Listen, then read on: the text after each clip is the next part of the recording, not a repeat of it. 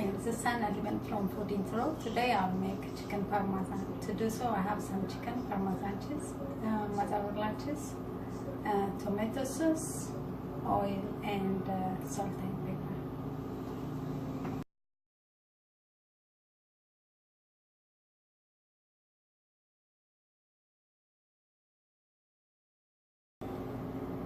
So first I'm gonna dip the chicken in the egg, and it goes to flour, and that goes to the stove in medium high about 6 to 8 minutes in both sides, and then it goes to the oven again with the cheese on top about 400 degrees 15 to 20 minutes.